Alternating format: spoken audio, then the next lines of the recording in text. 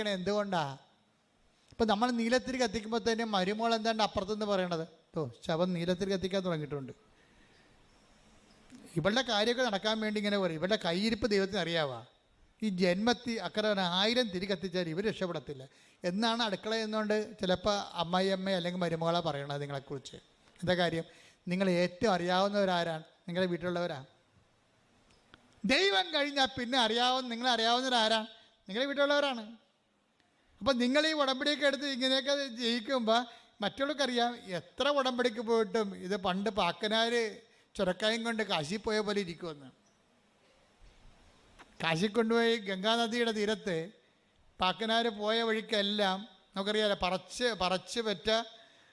പറയിച്ച് പെറ്റ പന്തിരികുലത്തിലെ ഒരാളാണ് ഉളിയന്നൂർ പെരുങ്ങുന്തച്ഛനും പിന്നെ പാക്കനാരും.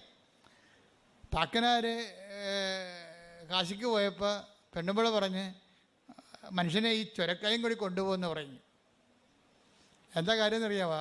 വന്നതിനും പോയതിനും എല്ലാം പാക്കനാർ ഇവിടെ കഴുത്തിന് പിടിക്കും. അതാണ് പ്രശ്നം പെണ്ണുമ്പിള്ളയുടെ. അപ്പോൾ അങ്ങനെ ആൾക്കാരൊക്കെ മാനസാന്തരം ഉണ്ടായി. പുള്ളിക്കാരൻ കാശിക്ക് പോവുകയാണ്. അപ്പോൾ പെണ്ണുമ്പിള്ള പറഞ്ഞ് ചുരക്കായും കൂടി കൊണ്ടുപോകാൻ പറഞ്ഞു.